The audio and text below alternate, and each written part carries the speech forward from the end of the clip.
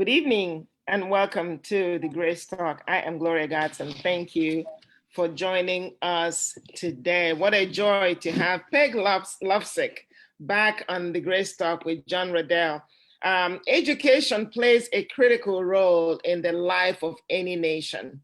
It helps to build families, it helps to develop worldviews, and it helps to raise future leaders. The problem is all across America, education has been hijacked by indoctrination in our schools. What is the difference? Well, that is the topic of our conversation today.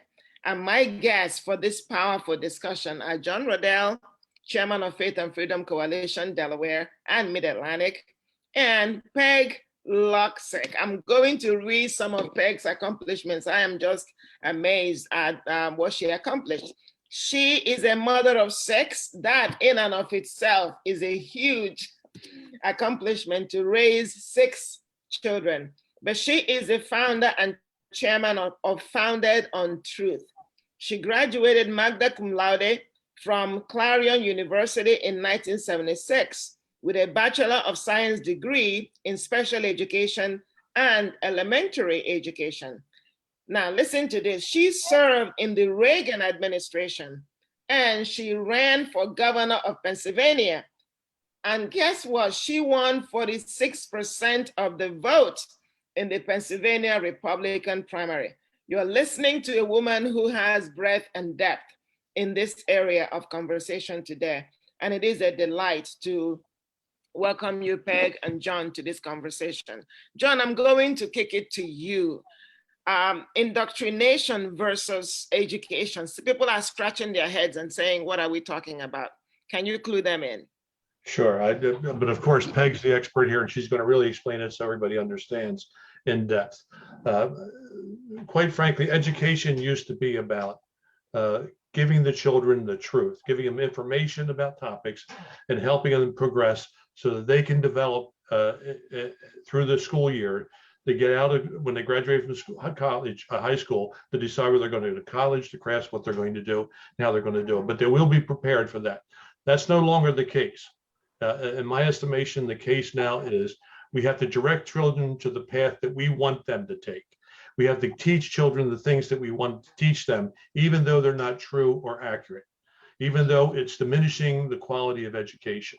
And so the education has not become about the child's future and preparing them for the future.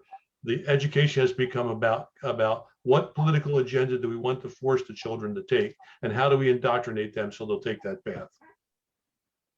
Political agenda in schools. Now, Peg, you know a thing or two about politics and schools. So John is really letting us know that what used to be sacrosanct, education was focusing on how do we prepare these children for the future. But now there's been an influx of a different type of influence, and that is, and right now our schools are really in the intersection of politics, and dogma. And that's a challenge. Can you speak to that? I can, actually. When you think about education, traditionally what we said was the client of the system was the child, and the goal of the system was to give the child the tools that child needed to own their own life. So we taught them to read, we taught math, we taught language, we taught history and science, and we used the mechanisms. So we taught reading with phonics, because phonics enabled the most children to learn to read the most easily and the most accurately in the most rapid way possible. We know, for example, that if children can get in the math area, if they can get to calculus, they are 28 times, I didn't say percent, I said 28 times. That's 2,800% more likely to succeed in whatever they want to do in post-secondary education, regardless of their socioeconomic background, their race, the major they're taking, or the kind of high school they attended.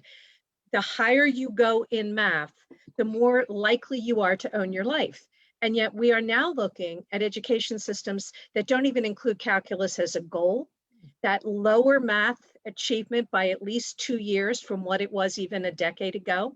We are looking at reading instruction that is now so poor that one of the national agencies that measures these things actually came out and said that now the average reading level of college freshmen is 7th grade, which means they can't read Dickens or Chaucer or Shakespeare or Twain or Victor Hugo. They can't even read the newspapers that were written 10 years ago because they were written at an 8th grade reading level. When you can't read, you can't question, you can't evaluate, you can't research, you can't synthesize. So the first step in moving from education to indoctrination was lowering the academic level of what happened in the schools, which removes from the children the ability to own their own life, to do their own research, to make their own decisions. Coupled with that, we had a philosophy that was embodied in Common Core and in many of the things happening in the schools that said that the only reason we had education was to give that child the skills that that child would need to do the job that had been selected for that child. So for example, in the state of Delaware, by 5th grade, it was created, and by 8th grade, it was finished. It was called a student success passport, a student success plan. And they used all the data that was collected, and then the child was given, well, here's the career that we've chosen for you. And the documents actually said that parents could look at their child's success plan, but they couldn't change it. So the family completely lost control of the education of that child. Now, all children do not blossom, if you will, at the same time. You mentioned I have 6, 5 of them are boys. One of them's my daughter is my only girl. She knew my daughter was a classical ballerina and was actually a principal dancer in a major city. And she knew what she wanted to be at 11.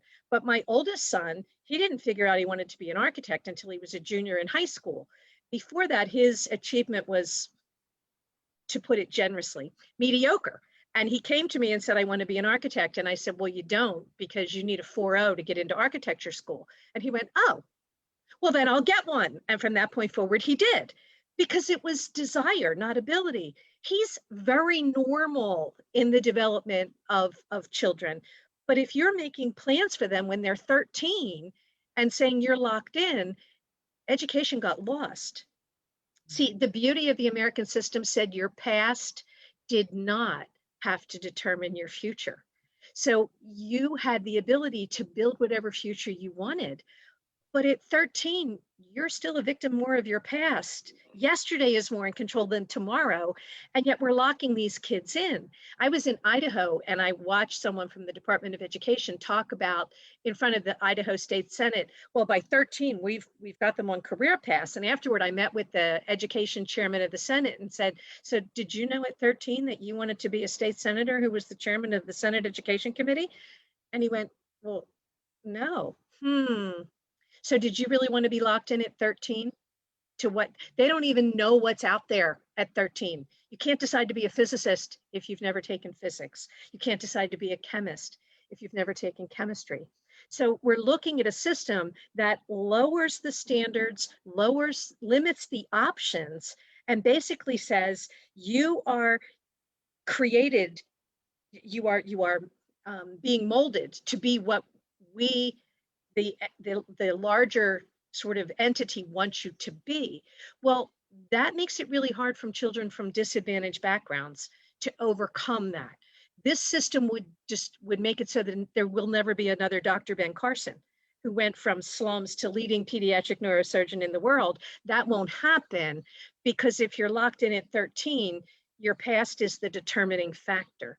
So it builds it down. In one debate that I did, in discussing this, my opponent talked about, well, the schools are designed to mold the children, and we need to have these sort of standards set, like in McDonald's, where all the hamburgers come out. And I looked at him and said, does anybody think that what happens in McDonald's is done for the benefit of the hamburger?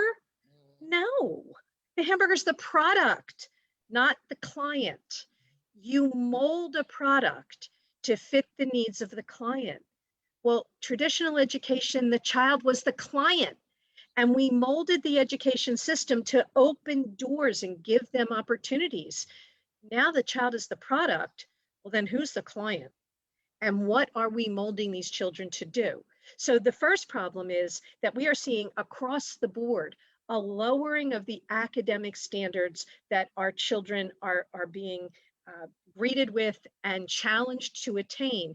And that is particularly troublesome in inner city neighborhoods, in lower socioeconomic situations, because those parents don't have the opportunity often to make another decision. And so they're trapped in this kind of very structured, almost prison-like system. They can't get out. And so now you have a two-tier system that's even bigger than it ever was before, which is really wrong. You know, we use terms like racism a lot of times when we shouldn't. In this case, discrimination is definitely a term we should be using, because it's really hurting kids who have the least ability to escape. So that's problem number one, is that we're lowering academic standards across the board, and that limits a child's ability to fight back or to escape. Problem number two, instead of presenting information, we are presenting propaganda. And let me give you a couple of examples. This is a senior high literature book, and it was one of the largest publishing houses in the country. And in the book, they are learning Chaucer. So I've read the book, and the children are told, well, in the time of Chaucer, women were not taught to read. And as far as that sentence goes, that's a true statement. What they leave out is neither were men, because Chaucer was pre-printing press. So there wasn't anything to read anyway. Nobody was taught to read. It was, as a matter of fact, that was in the time of like the knights. It was considered a lowering of your chivalry if you could read. They hired scribes to do it. They almost took pride in their inability to read. But if the child just read that, they would think, oh, women were being discriminated against. Well, maybe they were and maybe they weren't, but that statement does not prove it. There used to be a movie called True Lies. The lie is omission, not commission. So we skew what we give the children. So that's problem number one. Problem number two in this is the way it's often presented. The skewed data is part of an assignment that's aiming at something else. So the child isn't evaluating the statement that's put in front of them. They're attempting to achieve the task in front of them so they can get a grade or get the homework done. So they're not evaluating. So this was a science curriculum, and it was talking about all the environmental stuff. And the children, the assignment was that they were supposed to write an essay about being environmentally aware and conscious, and they were going to be graded as well on how they presented their information. So the example said, this family, it was immoral for them to be using a van because they had 5 children, because that's environmentally not aware, but that was a run-on sentence. And so what they did was, well, they reworded the sentence, but the information that having a large family is somehow wrong slid right underneath the screen. The child wouldn't have been focusing on the fact that you just equated needing a large, like a minivan, because you had more than 2 children was selfish and irresponsible. The child wasn't focusing on that. So that information just slid right on by. But that had nothing to do with the assignment. That was a purely political statement aimed at children who were not old enough to step back and say, wait, did you just say something political? No. Some of it is subliminal in the way that pictures are presented. So in a high school sociology textbook, anytime it was a gay couple, the picture was color and beautiful and everybody was happy and smiling. But when it was a large family, the picture was black and white and the setting was Appalachia. Now, that's a definite double standard but again, a child wouldn't think to look at that. They wouldn't think to pull those two things apart and say, you're sending a political message here. You're sending a moral message here that may or may not agree with what my family or my church is teaching, but it's just hidden in a textbook. So what often happens is it's called strands in educational theory, where if the parent is reading the book, The parent is going to look at that day's homework or that night's assignment. But unless you read the whole book at one setting, you wouldn't see that this strand was woven through. And in this particular series, the strand that was woven through was that big families are bad. And it surfaced periodically through in pictures or in that little writing assignment, but a parent wouldn't pick it up because you wouldn't see it. That's called indoctrination, because the child, you didn't excite resistance. The screen didn't come up inside the child to say, wait, what are you doing here? Something here isn't right. That's when it's indoctrination. And with children, it's really deadly because they don't know enough. They don't know what they don't know. And they trust that the books and the adults in front of them are absolutely telling them the truth at all times. So the first level is this kind of underneath insidious level that either we skew data by leaving things out to misrepresent, or we slide in information sort of under the radar. So you as the parent won't see it, and the child would never know to come home and say to mom, hey mom, this didn't quite feel right, because they were focusing on something else and it just slid it underneath, if that makes sense. John, did you want to add to that? Because I know you probably have some examples as well. Well, not examples to that, but examples of what you said at the first about how I call it actually all-out racism. And I can't remember whether it was South Carolina or North Carolina, where they had and the legislature passed a bill that said minorities get free admission into college no matter what their scores are. And so the kids were going in, the minority groups being taught lesser stuff in school, getting D's and C minuses, got into college. But the trouble is they couldn't read the college text. And the failure rate was astronomical. So a governor came by and said, you know what? And convinced the legislature to pass a new bill that did away with all that. And it said, you only can get into college if your grades are good enough to get you into college. And they screamed and said, oh, it's going to be devastating. And what happened was that the scores in the minority community skyrocketed because they knew they were expected to do something better. They were expecting something more of them to do it. And kids will act to the level of expectation of the adults around them. And that's the trouble. They're lowering that expectation of the children about their own capabilities. So that's a different kind of indoctrination. They're getting them to be put in positions where they get into the jobs that corporations want them in, not in the jobs that they are best suited for or best qualified for or want to do. So that's all I have to say, Peg. You have all the good examples and remarks. But I can tell you when I was in high school, which was 1965 when I was a senior, we used to have problems of democracy. And I gave a report.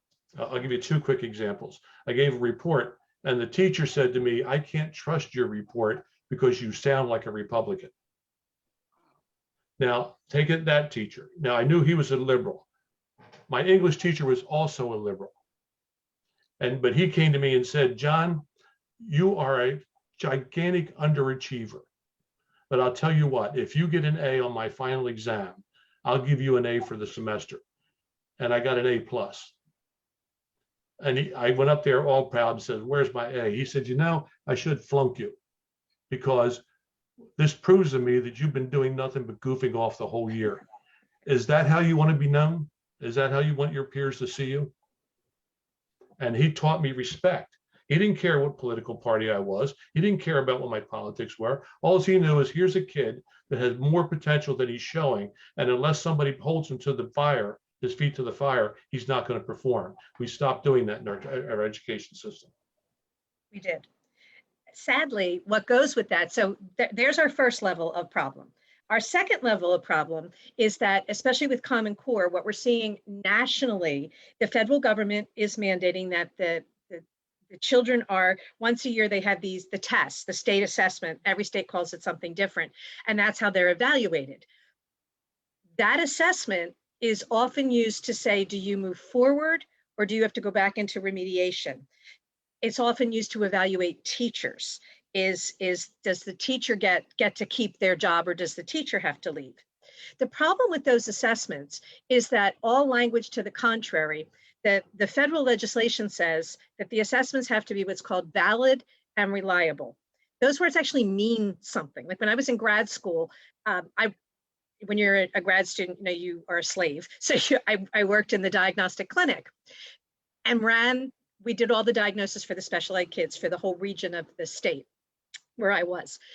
Valid means that I'm measuring what I say I am measuring accurately, and I'm not measuring anything else.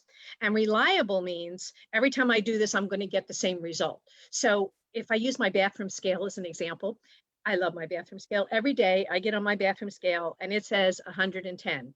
It says it every single day. It is reliable. It says the same thing every day. And then I go to the doctors and I get on that awful scale with the weights that go beside it, and it doesn't say 110. My bathroom scale was reliable, but it wasn't valid because it didn't give me the right answer. So the assessment has to be valid. I measure what I say I'm measuring accurately. Reliable, I get the same answer every time. The problem with these assessments is that they're neither, because you can't control what the children bring to the table that day. So I'm going to use 100 kids as an example just because the numbers are easy. For every group of 100 kids, 10 will say 20 of them don't pass. 2 of that 20 didn't pass because their grandmother died the night before. There was a fire up the street. It was the day, the day where you wake up in the morning and you feel pretty good, but by lunchtime you want to get the number of the truck that ran you over because you're coming down with a cold, but you didn't know it until halfway through the day. So in any testing population, about 10% on average, there's some interfering factor that instead of testing or measuring achievement, what you really measured was the fact that that child's dog died the night before. However, as the socioeconomic level of the children population goes down, that interfering factor goes up because children who live in poverty are more likely to have an interfering factor. They're more likely to have an undiagnosed illness, or they didn't get breakfast, or there was upheaval in the home, or something happened in the street. I was in New York and a teacher was testifying. I was there with one of the people running for governor, and the teacher came in and said she had a little girl in our class that little girl watched her mother get shot to death on her front porch in a drive-by shooting. The mother was an accidental victim. That didn't make it any less traumatic. She said, this little girl has not spoken in 6 weeks. Did you think you were going to measure her math achievement in any way that made any sense? So we know that as the socioeconomic level goes down, that interfering factor goes up. But you don't have to guess, because the state of New York actually mapped it. They took the state assessment results and they put it beside the socioeconomic level of each of the districts. And the correlation was 0.35. Now, when you have a correlation of 0.35, which is like a third of something you're not even supposed to be measuring, that test isn't valid. And the problem, of course, is you don't know which of those children is which. You have no idea when you look at that score, well, which one actually can't do the math and which one had an extra factor that interfered. And yet we then use that test as if somehow it's magic to determine the child's future. So I was in Texas and I wound up debating a guy who actually was one of the people who worked on the results of this test. And I walked him through that whole situation and said, so you have a system that is measuring poverty and punishing children for being poor. Explain to me why you thought that was a good idea. And there was no answer. He couldn't. This is a system. And then especially when we use it for teacher evaluation, well, now the children who most need experienced teachers will never get them, because those teachers will continually lose their jobs and be replaced, who also will lose their jobs because that ameliorating factor is still there. And in many of our more urban areas, those certified teachers are being replaced by Teach for America volunteers who have 6 weeks of training and are told if you can stick it out for a certain amount of time, you get your college student debt reduced or eliminated. Why would we punish children for being poor? Who thought this was a good idea? And yet we're implementing this across the country. So again, we have a system that is not designed to serve the needs of children, because This is not new information. We have always known this about testing. If you go back into the technical data, the technical reports for the NAEP, even from 20, 30 years ago, they said, use this as one indicator, but because you don't know what the child's bringing to the situation, don't trust this as gospel truth, because we can't know why that child actually failed. In my own family, one of my younger sisters, when she was in second grade, that school gave like exams in January. They used to give exams in January and December. And my sister was doing fine, but she flunked all of those exams. And so the nun who was in charge, the teacher, called my mom and said, I don't know what happened. I don't know how we missed it. We should schedule a meeting and come in and we'll see what we can do. And my mom said, okay. And they scheduled a meeting for the following week. And the next day, my mom called back and said, she broke out in the measles last night. We know why she flunked. Because, you're sick before the rash. And I'm old, so this is before the measles vaccine.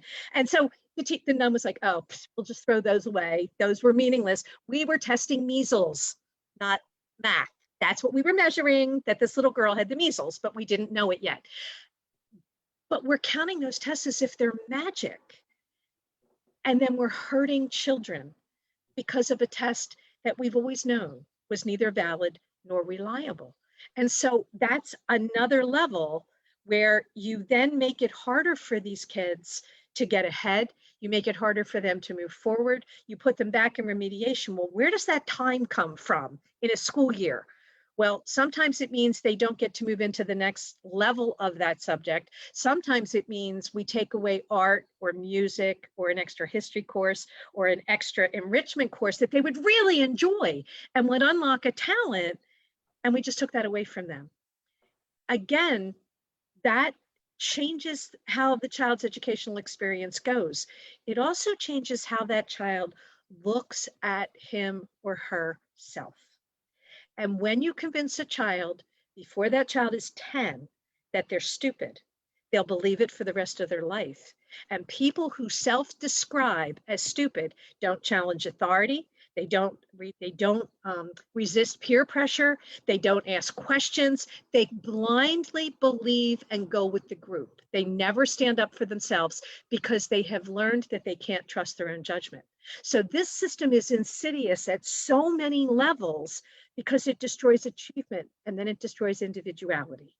And that hurts children at basically every level that you can think about. At the next level, what we say in this system now is that somehow it's wrong to excel. It's really funny when you're in sports. So, my 5 boys, a bunch of them were athletes.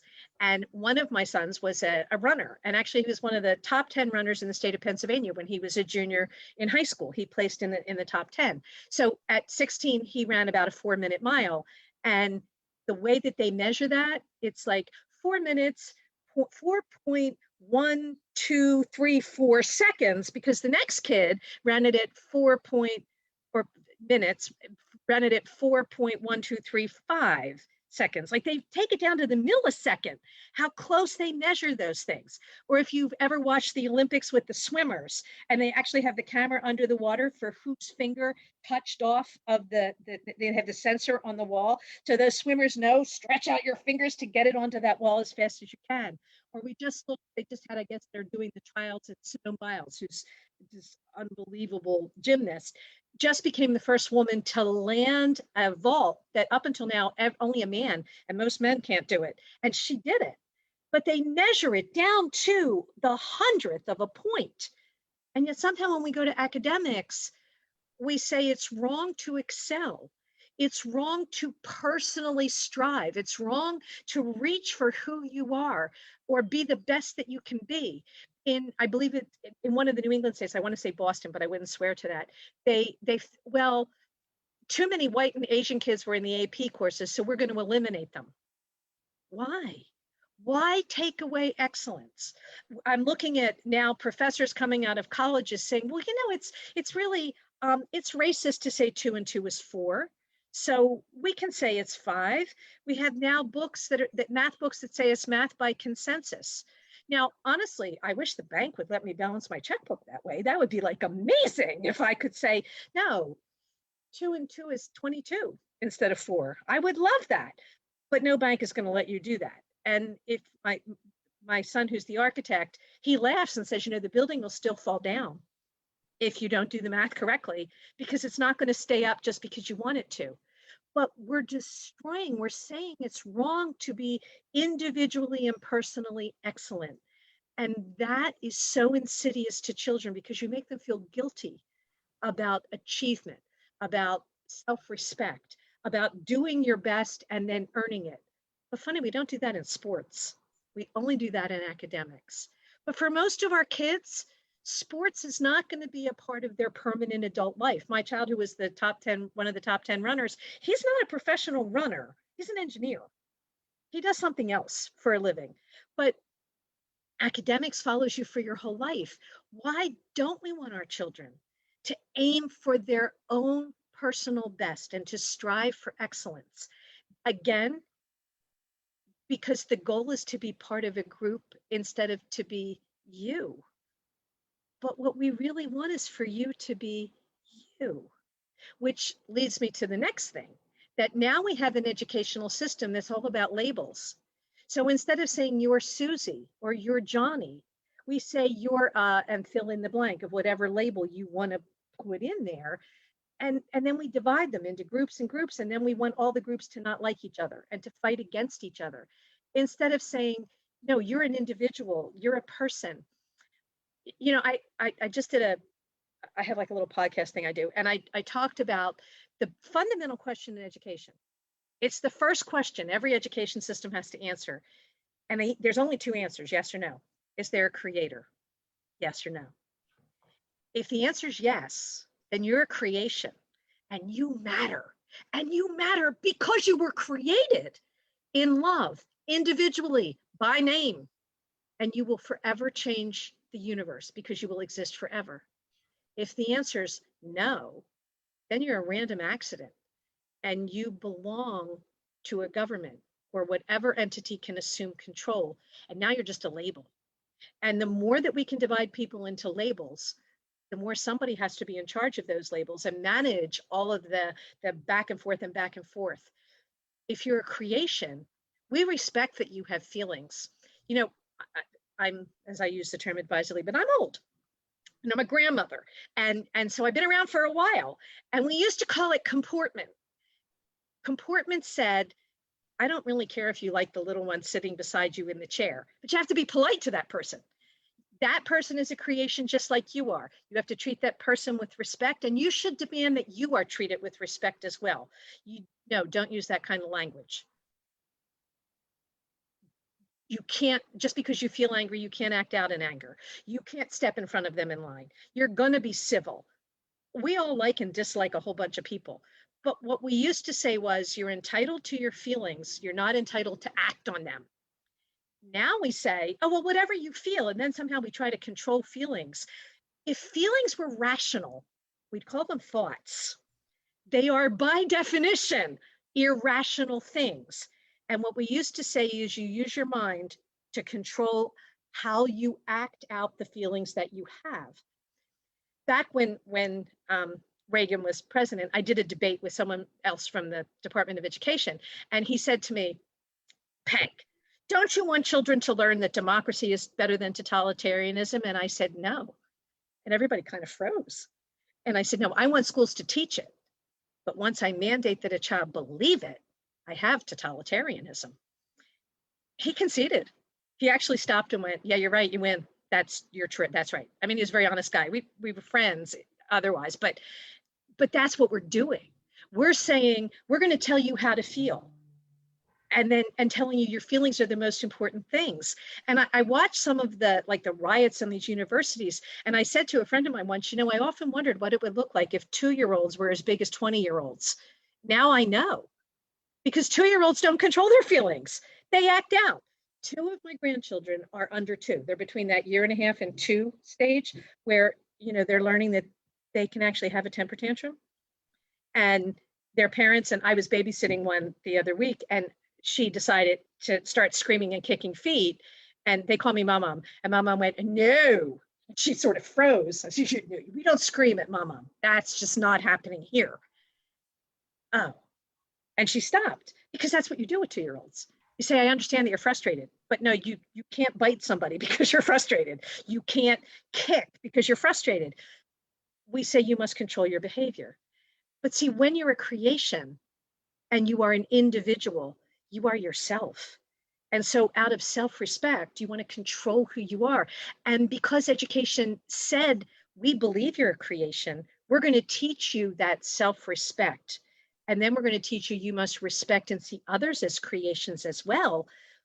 We got along in a civil society, but now we don't teach that anymore, because we don't say you have to see the other person as a creation, because we live in schools that don't acknowledge there's a creator.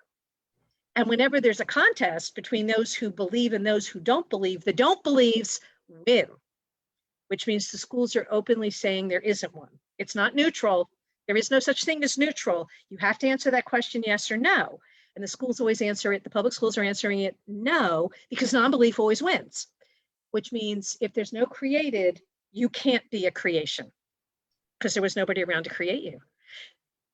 Therefore, you don't have that dignity and self-worth that you were endowed with at that instant of your creation. So now we're labels, and now the schools are aiming to break people down into all these disparate groups that then they pit against each other, and then somebody outside has to control you.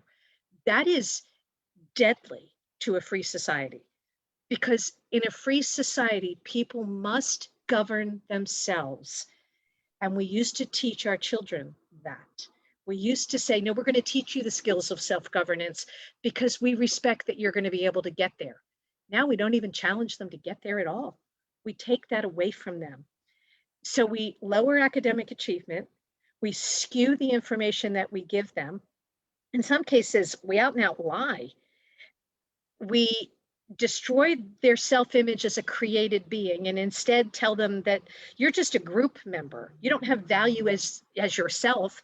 Your only value comes from how you behave in this group. We remove their ability to see themselves as people of worth and dignity.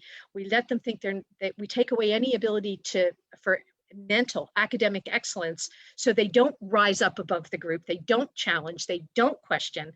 And then we wonder why we have the mess that we have. And then we destroy the vision of America inside the society and inside the world. So the 619 Project, which is just purely a lie, critical race theory, where we're telling 5-year-olds to stand up and say, I'm evil because I'm white. That's ridiculous. They're 5. They're not evil. They're 5. They don't even know enough to say whether they're good or evil because they're 5. They can't yet really make a moral decision, but yet we're telling them. So again, we're putting words in that they can't yet evaluate that become part of their self-image. You know, in my lifetime, I've had some really unique opportunities, and among them, I've had the experience to work and go to school in places around the world. So when I was in high school, went to school in France for a summer, and we were in Strasbourg, which is right on the German border. Now, at the time, I spoke French like I speak English, and my German was, if it improved, it would have been horrendous. But since everybody else's German was non-existent, if they wanted to shop in Germany, I had to come because I was the only person that could even begin to talk in there. So we're in a store over the border in Germany, and I'm with a friend, and she wanted to buy something, and I said to the clerk, how much does this cost? And she looked at me like I had 2 heads. And I thought, okay, now I don't know what I said, because obviously I said something stupid. Well, I'm 5 miles from France. People must come here to shop all the time. So I switched to French. I thought she was going to come across the counter at me. And I thought, okay, I'm in the Alsace-Lorraine. All those history lessons, I get it. They don't like each other. She made me so nervous, I switched to English, and she laughed and said, are you a Yank? And I said, yes, I'm a 15-year-old girl. I mean, and I'm tiny. It's not like I'm really intimidating. And I laughed and said, yes. And she then laughed. And between my terrible German and her terrible English, which was about as bad as my German, but we laughingly and happily got the sale finished and got on our way. And I thought, in America, French and German people don't hate each other because they're Americans of French and German descent. You don't realize what a miracle this country is until you go somewhere else. And you see hatreds that are 1,000 years old that are eliminated in one generation here. You know, in this country, English and Irish people laugh at each other. They don't do that in Ireland, where, you know, we had the IRA, and up until Bill Clinton was president, there were like bombings. But that didn't happen here. I worked with a woman back when the Croatian-Bosnian War was happening, and Croatian soldiers crossed the border in one direction and Bosnian soldiers crossed the border in another direction, and they didn't always behave as gentlemen would, shall we say. And so there were children left behind that, you know, nobody really wanted. And so my friend and I were working to get them adopted, but the Bosnian side was, well, we want them to be raised as Bosnians, and so if they're Bosnian children, you can't raise them as Croatians. And the Croatian side said the same thing in reverse, except, you know, the babies didn't come with toe tags. So there was no way to know, and most of them were mixed. And we wound up we went to New York and met with the patriarch's representative, the Bosnian patriarch's representative in New York. And he said to us, make your deal on this side of the ocean, and whatever deal you make, the Bosnian patriarch and the Croatian bishop will cram it down their throats. And I said to him, but I mean, these people haven't been here that long. And he said, no, it's okay. In one generation, that hatred will be gone. It'll be fine. And we did. We made the deal on this side of the ocean. It turns out there's a large Croatian community where Cedar Point is in Ohio. And we made the deal there and we brought it back, and they did. And we brought the kids over and got them adopted. But wow, in one generation, that was 1,000 years of hatred that was gone. Because see, they saw themselves as Americans, which meant they saw themselves as individuals. That's a miracle. And that's what we're destroying. That past hatreds don't have to be present ones. Because in this country, we're supposed to be individual created beings. Now, are we perfect? No, there's no such thing as a perfect country. So nobody does it perfectly. But we try. And the reason everybody from the world wants to come here is because we get it better than everybody else. But yet we're destroying that. We're ripping that apart with our children who haven't yet had enough life experience to see that it doesn't have to be that way. And they're buying into those hatreds. And that will rip us apart as a nation. And that is beyond sad. Thank you, Peg. What an eloquent description of what has been going on. I truly appreciate the in-depth analysis and connecting the dots. And funny enough, as I listened to you, do you know I also went to school in the summer in Strasbourg. Oh, really? I used to go I will ride my bike over the Rhine River to shop in Kiel in Germany, which is just over the border. Just over the border, right? Yes. So it's really interesting. I went to study in the Institut des Droits de l'Homme, which is right there in Strasbourg. So that's a beautiful city. It is a beautiful city. It is a beautiful, and I love the food and the siesta. You know, obviously we don't take siestas here, but they do there in France. Yeah, they do. Well, they're much more laid back about stuff like that. Absolutely, absolutely. So it's really good to hear you connect all that dots and make a lot of comments that I think a lot of food for thought. We are running out of time, but we need to connect with our audience really quickly. You have some questions here. Jason, hi, Jason. Jason O'Neill says, is indoctrination child abuse? And if so, what can we do about it? Can you talk about it quickly? We have another question. You know, there's many of us fighting on a national and state level, but if you are a parent, the biggest thing you can do if your child is in the public school is pull them out tomorrow. If you are a retired teacher, help.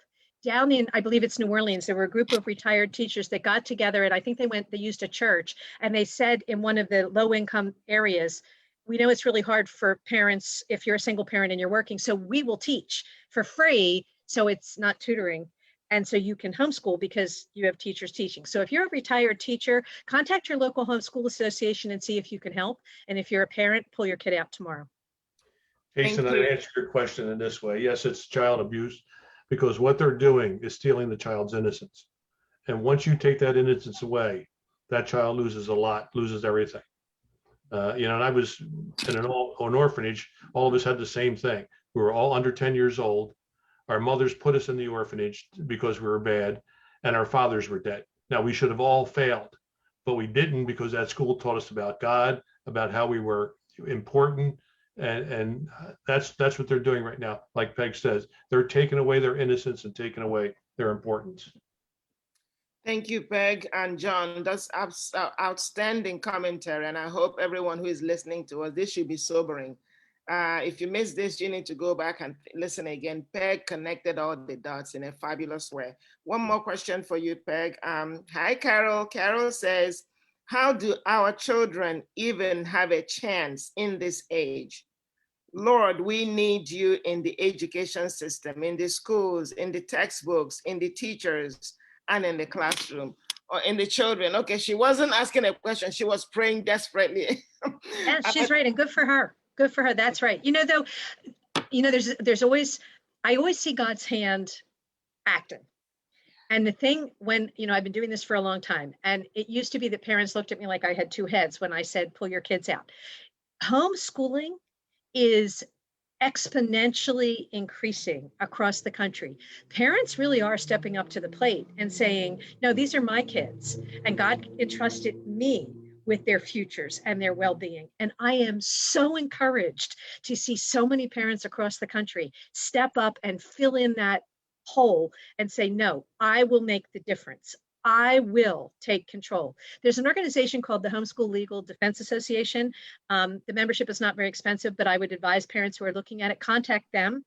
They have a website. They will put you in touch with the groups in your area and your state, and they will give you legal support to do it correctly. So that's a real silver lining, is how many parents are stepping up. And I'm God made the family, and it's really cool to see it work. Absolutely. And I can add to that, that this quarantine has really encouraged many parents who thought they couldn't homeschool to find out that they could.